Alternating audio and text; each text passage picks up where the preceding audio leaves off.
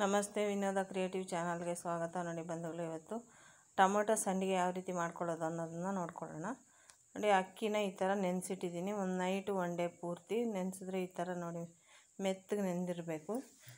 ಚೆನ್ನಾಗಿ ತೊಳೆದು 2 ಸಲ ಹುಳಿ ಇರುತ್ತೆ, ಇಲ್ಲಾಂದರೆ ಬೆಳಗ್ಗೆ ಸಾಯಂಕಾಲ 2 ಸಲನೂ ತೊಳೆದು ನೀರು ಹಾಕಿಡಬೇಕು ಬಂಧುಗಳೇ.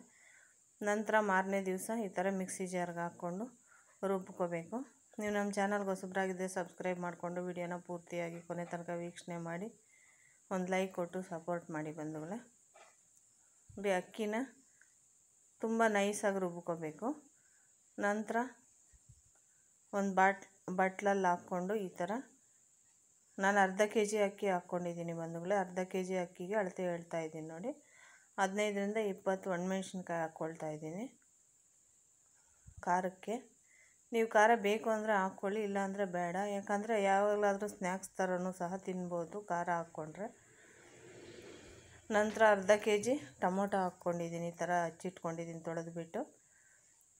ಟೊಮೊಟೊನೂ ಅರ್ಧ kg, ಅಕ್ಕಿನೂ ಅರ್ಧ kg ಹಾಕ್ಕೊಂಡಿದ್ದೀನಿ. ಹುಳಿ ಖಾರ 2 ಸಮ ಪ್ರಮಾಣದಲ್ಲಿ ಸರಿ ಹೋಗುತ್ತೆ ಈ ಅಳತೆಯಲ್ಲಿ ಮಾಡಿಕೊಂಡ್ರೆ. ಈ ಥರ ನೈಸ್ ಪೇಸ್ಟ್ ಮಾಡ್ಕೋಬೇಕು, ಟೊಮೊಟೊನೂ ಒಣಮೆಣ್ಸಿನ್ಕಾಯಿನೂ ಸಹ. ಎರಡನ್ನೂ ಇದೇ ಬಟ್ಲಲ್ಲಿ ಹಾಕ್ಕೊಳ್ಳೋಣ. ಈ ಥರ ಮಾಡ್ಕೊಳ್ಳೋದ್ರಿಂದ ಯಾವಾಗಲಾದರೂ ಟೀ ಟೈಮಲ್ಲಿ ಸ್ನ್ಯಾಕ್ಸ್ ಥರನೂ ಸಹ ತಿನ್ಬೋದು. ಅದೇ ಬಟ್ಲು ಅಳತೆಯಲ್ಲಿ 5 ಬಟ್ಲು ನೀರು ಹಾಕ್ಕೊಳ್ತಾ ಇದ್ದೀನಿ ಬಂಧುಗಳೇ. ಅಕ್ಕಿ ಯಾವ ಬಟ್ಲಲ್ಲಿ ಅಳತೆ ತೊಗೊಳ್ತೀವೋ ಅದೇ ಬಟ್ಲು ಅಳತೆಯಲ್ಲೇ ನೀರು ಹಾಕ್ಕೋಬೇಕು. 5 ಬಟ್ಲು ಹಾಕ್ಕೊಳ್ತಾ ಇದ್ದೀನಿ ನಾನು. ಯಾಕಂದರೆ ರುಬ್ಬಕ್ಕೆ ಮತ್ತು ಅಕ್ಕಿ ನೆಂದಿರುತ್ತಲ್ಲ, ಅದರಿಂದ ರುಬ್ಬಕ್ಕೆ ಒಂದು ಅರ್ಧ ಮುಕ್ಕಾಲು ಬಟ್ಲು ಇಡಿಸಿರುತ್ತೆ. ಎಲ್ಲ ಟೋಟಲಿ ಒಂದು 6 ಬಟ್ಲು ಆಗುತ್ತೆ. ಕರೆಕ್ಟ್ ಅಳತೆಯಲ್ಲಿ ಚೆನ್ನಾಗಿ ಬರುತ್ತೆ, ಗರಿ ಗರಿಯಾಗಿ ಸಂಡಿಗೆ. ನೀವು ಚೆನ್ನಾಗಿ ನೀರು ಕುದ್ದಿದೆ. ಈ ಥರ ಮರಳು ಬಂದ ಮೇಲೆ ನೀರನ್ನ ರುಚಿಗೆ ತಕ್ಕಷ್ಟು ಉಪ್ಪು ಹಾಕ್ಕೊಂಡು 1-2ರಿಂದ 3 ಟೀ ಸ್ಪೂನ್ ಜೀರಿಗೆ ಹಾಕ್ಕೊಳ್ತಾ ಇದ್ದೀನಿ. ಜೀರಿಗೆ ಏನು ಅಳತೆ ಇಲ್ಲ ಬಂಧುಗಳೇ, ಎಷ್ಟು ಬೇಕಾದರೂ ನಿಮ್ಮ ಇಷ್ಟಕ್ಕೆ ಅನುಗುಣವಾಗಿ ಹಾಕ್ಕೋಬೋದು. ಜೀರಿಗೆ ತಿನ್ನಬೇಕಾದ್ರೆ ಅಲ್ಲಲ್ಲಿ ಬಾಯಿಗೆ ಸಿಗ್ತಾಯಿದ್ರೆ ತುಂಬ ಚೆನ್ನಾಗಿರುತ್ತೆ ಅದರ ಫ್ಲೇವರು. ಮತ್ತು ಆರೋಗ್ಯ ದೃಷ್ಟಿಯಿಂದನೂ ತುಂಬ ಒಳ್ಳೆಯದು ಜೀರ್ಣಕ್ರಿಯೆಗೆಲ್ಲನೂ. ಆದ್ದರಿಂದ ಜೀರಿಗೆನ ಎಷ್ಟು ಬೇಕೋ ಅಷ್ಟು ನೀವು ನೋಡ್ಕೊಂಡು ಹಾಕ್ಕೋಬೋದು. ನಂತರ ಈ ಥರ ರುಬ್ಬಿಟ್ಕೊಂಡಿರ್ತಕ್ಕಂಥ ಮಿಶ್ರಣ ಸಣ್ಣದಾಗಿ ಕೈ ಆಡ್ಕೊತ ಹಾಕ್ಕೋಬೇಕು. ಕೈ ಬಿಡಬಾರ್ದು ಈ ಟೈಮಲ್ಲಿ ಮಾತ್ರ, ಉಂಡೆಗಳು ಕಟ್ಕೊಬಿಡುತ್ತೆ ಇಲ್ಲ ಅಂದರೆ ಕೈ ಬಿಟ್ಟರೆ. ಆದ್ದರಿಂದ ಚೆನ್ನಾಗಿ ಒಂದು 10 ನಿಮಿಷ ಕೈ ಆಡಿಬಿಟ್ರೆ ಸಾಕು, ಚೆನ್ನಾಗಿ ಬೆಂದೋಗ್ಬಿಡುತ್ತೆ ಬಂಧುಗಳು ಹಿಟ್ಟೆಲ್ಲನೂ. ನೋಡಿ, ಈ ಥರ ಚೆನ್ನಾಗಿ ಕುದಿ ಬಂದಮೇಲೆ ಉರಿ ಕಡಿಮೆ ಮಾಡಿಬಿಡಬೇಕು. ಆವಾಗ ಎಲ್ಲ ನೋಡಿ ಚೆನ್ನಾಗಿ ಬೆಂದಿರುತ್ತೆ. ಎಷ್ಟು ಚೆನ್ನಾಗಿ ಬೆಂದಿದೆ ಅಂತ, ಗಂಟುಗಳೇನೂ ಇಲ್ದಂಗೆ ಈ ಥರ ಬೆಂದಿರುತ್ತೆ. ಇದನ್ನ ಇವಾಗ ಒಂದು ಬಟ್ಲಲ್ಲಿ ತೆಗೆದಿಟ್ಕೊಳ್ಳೋಣ. ಸೋಡಾ ಹಾಕಿಲ್ಲ ಮತ್ತು ಸಬ್ಬಕ್ಕಿ ಹಾಕಿಲ್ಲ. ಎಷ್ಟು ಚೆನ್ನಾಗಿ ಬರುತ್ತೆ ಅಂದರೆ ಅಷ್ಟು ಚೆನ್ನಾಗಿರುತ್ತೆ ಸಂಡಿಗೆ. ಸೋಡಾ ಸಬ್ಬಕ್ಕಿ ಏನೂ ಹಾಕದೇ ಇದ್ರೂ ಬಿಸಿಲಲ್ಲಿ ಒಂದು ಬಟ್ಟೆ ಹಾಸ್ಕೊಂಡು ಈ ಥರ ಚಾಪೆ ಮೇಲೆ ಚಿಕ್ಕದಾಗಿ ಒಂದು ಸ್ಪೂನೋ ಸೌಟೋ ತೊಗೊಂಡು ಬೇಗ ಹಾಕ್ಕೋಬೋದು. ತಣ್ಣಗಾದರೂ ಏನು ತೊಂದರೆ ಏನಿಲ್ಲ, ಆದರೆ ಬೇಗ ಹಾಕ್ಕೊಂಡ್ರೆ ಬಿಸಿಲಿಗೆ ಚೆನ್ನಾಗಿರುತ್ತೆ ಅಂತ ಬೇಗ ಹಾಕ್ಕೊಳ್ತಾ ಇದ್ದೀನಿ. ನೋಡಿ, ಈ ಥರ ಸೌಟು ಸ್ಪೂನು ಏನು ಬೇಕೋ ಅದರಲ್ಲಿ ತೊಗೊಂಡು ನಿಮಗೆ ಯಾವ ಸೈಜ್ ಬೇಕೋ ಆ ಸೈಜಲ್ಲಿ ಹಾಕ್ಕೋಬೋದು. ಚಿಕ್ಕದಾಗೆ ಇದ್ದರೆ ಚೆನ್ನಾಗಿರುತ್ತೆ ಬಂಧುಗಳೇ, ಯಾಕಂದರೆ ಇದು ಕರೆದಾಗ ಡಬಲ್ ಸೈಜ್ ಆಗುತ್ತೆ.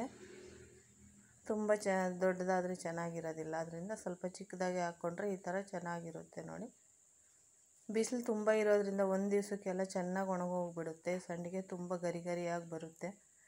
ನೀವು ಒಂದು ಸಲ ಟ್ರೈ ಮಾಡಿ ನೋಡಿ, ಹೇಗೆ ಬಂದಿತ್ತು ಅಂತ ಹೇಳ್ಬಿಟ್ಟು ನಮ್ಗೆ ಕಮೆಂಟ್ ಮುಖಾಂತರ ಹಂಚ್ಕೊಳ್ಳಿ. ನೋಡಿ, ಸಾಯಂಕಾಲ ಇವಾಗ ಚೆನ್ನಾಗಿ ಒಣಗೋಗ್ಬಿಟ್ಟಿದೆ. ಇದನ್ನ ನೀರು ಚಿಮ್ಸ್ಕೋಬೇಕು. ಈ ಥರ ನೀರು ಎಲ್ಲ ಕಡೆನೂ ಚಿಮ್ಕಿಸ್ಕೋಬೇಕು ಬಂಧುಗಳೇ, ಎಲ್ಲೂ ಗ್ಯಾಪ್ ಬಿಡಬಾರ್ದು. ಗ್ಯಾಪ್ ಬಿಟ್ಟರೆ ಮತ್ತು ಸಂಡಿಗೆ ತೆಗಿಬೇಕಾದ್ರೆ ಮುರಿದೋಗುತ್ತೆ. ಆದ್ದರಿಂದ ನೀಟಾಗಿ ಎಲ್ಲ ಕಡೆನೂ ಚಿಮ್ಕಿಸ್ಕೋಬೇಕು ನೀರನ್ನ. ಇಲ್ಲಾಂದರೆ ಬಕೆಟಲ್ಲಿ ನೀರು ಹಾಕ್ಕೊಂಡು ಅದ್ದಿ ತೆಗೆದ್ರೂ ಪರವಾಗಿಲ್ಲ, ಅದು ಚೆನ್ನಾಗಿ ನೆಂದಿರುತ್ತೆ. ನೋಡಿ, ಈ ಥರ ಎಲ್ಲ ಕಡೆನೂ ನೀರು ಚಿಮ್ಕಿಸ್ಕೊಳ್ತಾ ಇದ್ದೀನಿ. ಹಲ್ಲಿಲ್ಲದೆ ಇರೋರು ಸಹ ತಿನ್ಬೋದು, ಅಷ್ಟು ಚೆನ್ನಾಗಿ ಬರುತ್ತೆ ಸಂಡಿಗೆ. ನೋಡಿ, ಈ ಥರ ಚೆನ್ನಾಗಿ ನೆನ್ಕೋಬೇಕು ನೀರೆಲ್ಲ ಕಡೆನೂ.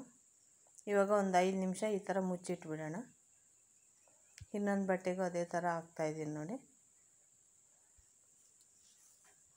ಅಲ್ಲಿಲ್ಲದೆ ಇರೋರು ಸಹ ತಿನ್ಬೋದು ಬಂಧುಗಳೇ, ಅಷ್ಟು ಸ್ಮೂತಾಗಿರುತ್ತೆ, ಅಷ್ಟು ಚೆನ್ನಾಗಿರುತ್ತೆ. ಮತ್ತು ಖಾರ ಉಪ್ಪು ಟೊಮೊಟೊ ಎಲ್ಲ ಕರೆಕ್ಟಾಗಿ ಹಾಕಿರ್ತೀವಲ್ಲ, ಹುಳಿ ಉಪ್ಪು ಖಾರ ಹಾಕಿರೋದ್ರಿಂದ ತುಂಬ ಟೇಸ್ಟಿಯಾಗಿರುತ್ತೆ. ನೋಡಿ ಡ್ರೈ ಆಗಿದೆ, ಒಂದು 10 ನಿಮಿಷ 5 ನಿಮಿಷ ಬಿಟ್ಟರೆ ಈ ಥರ ನೀರೆಲ್ಲ ಹೀರ್ಕೊಬಿಟ್ಟಿರುತ್ತೆ.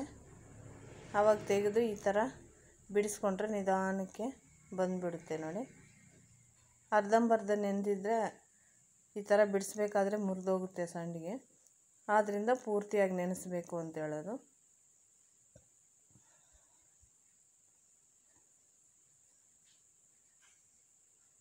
ಸ್ಕೂಲಿಂದ ಬಂದ ತಕ್ಷಣ ಮಕ್ಳಿಗೆ ಸ್ನ್ಯಾಕ್ಸ್ ಏನೂ ಇಲ್ಲ ಅಂದರೆ ಇದನ್ನ ಕರೆದಾದರೂ ಕೊಡ್ಬೋದು, ಇಲ್ಲ ಅನ್ನ ರಸಮ್ಮು ಪಪ್ಪು ಅನ್ನ ಆ ಥರ ಮಾಡಿದಾಗ ಕರ್ಕೋಬೋದು. ತುಂಬ ಟೇಸ್ಟಿಯಾಗಿರುತ್ತೆ, ಗರಿ ಗರಿಯಾಗಿ ಅಷ್ಟು ಚೆನ್ನಾಗಿರುತ್ತೆ ಬಂಧುಗಳೇ. ನೀವು ಒಂದು ಸಲ ತಪ್ಪದೆ ಟ್ರೈ ಮಾಡಿ. ಕೇವಲ ಅರ್ಧ kg ಟೊಮೊಟೊ ಇದ್ದರೆ ಸಾಕು, ವರ್ಷಕ್ಕಾಗೋಷ್ಟು ಸಂಡಿಗೆ ಈ ಥರ ಮಾಡ್ಕೋಬೋದು ನೋಡಿ. ಮತ್ತು ಮಾರನೇ ದಿವಸ ಒಂದು 10-11 ಗಂಟೆ ತನಕ ಬಿಸಿಲಲ್ಲಿ ಇಡಬೇಕು, ಯಾಕಂದರೆ ತೇವ ಆಗಿರುತ್ತಲ್ಲ, ಅದರಿಂದ ಮಾರನೇ ದಿವಸ 11 ಗಂಟೆ ತನಕ ಇಟ್ಟರೆ ಬಿಸಿಲಲ್ಲಿ ಚೆನ್ನಾಗಿ ಒಣಗೋಗ್ಬಿಡುತ್ತೆ ಡ್ರೈ ಆಗಿ. ಎಣ್ಣೆ ಕರಿಯೋಕೆ ಇಟ್ಕೊಂಡಿದ್ದೀನಿ. ಎಣ್ಣೆ ಚೆನ್ನಾಗಿ ಕಾದಿರಬೇಕು, ಇಲ್ಲಾಂದರೆ ಈ ಥರ ಅರಳ್ಕೊಳ್ಳಲ್ಲ ಸಂಡಿಗೆ. ಚೆನ್ನಾಗಿ ಕಾದ್ಮೇಲೆ ಎಣ್ಣೆನ ಈ ಥರ ಹಾಕ್ಕೋಬೇಕು ಬಂಧುಗಳೇ. ನೋಡಿ ಒಂದು ಸಂಡಿಗೆ ಎಷ್ಟಿಷ್ಟು ಅಗಲ ಅರಳ್ಕೊಂಡಿದೆ ಗೊತ್ತಾಗ್ತಿರ್ಬೋದು ನಿಮಗೇ. ಈ ಥರ ಎಲ್ಲ ಸಂಡಿಗೆನೂ ಕರ್ಕೊಳ್ಳೋಣ. ಎಣ್ಣೆ ಮಾತ್ರ ತುಂಬ ಚೆನ್ನಾಗಿ ಬಿಸಿಯಾಗಿರಬೇಕು ಬಂಧುಗಳೇ. ನೋಡಿ ಈ ಥರ ಹಾಕಿದ ತಕ್ಷಣ ಅರಳ್ಕೋಬೇಕು. ಎಣ್ಣೆ ಚೆನ್ನಾಗಿ ಕಾದಿಲ್ಲ ಅಂದರೆ ಸಂಡಿಗೆ ಅಷ್ಟು ಗರಿ ಗರಿಯಾಗಿ ಬರೋದಿಲ್ಲ, ಅದರಿಂದ ಎಣ್ಣೆ ಚೆನ್ನಾಗಿ ಕಾಯಿಸ್ಕೊಳ್ಳಿ. ಎಣ್ಣೆ ಚೆನ್ನಾಗಿ ಕಾದಾದಮೇಲೆ ಬೇಕಾದರೆ ಚಿಕ್ಕ ಉರಿಯಲ್ಲಿಟ್ಕೊಂಡು ಕರ್ಕೋಬೋದು. ನೋಡಿ ಎಷ್ಟು ಚೆನ್ನಾಗಿದೆ ಅಂತ, ಒಂದು ಮುರಿದು ತೋರಿಸ್ತೀನಿ ನೋಡಿ. ನೋಡಿ ಎಷ್ಟು ಚೆನ್ನಾಗಿದೆ ಗರಿ ಗರಿಯಾಗಿ. ವಿಡಿಯೋ ವೀಕ್ಷಣೆ ಮಾಡಿದ್ದಕ್ಕಾಗಿ ಧನ್ಯವಾದಗಳು.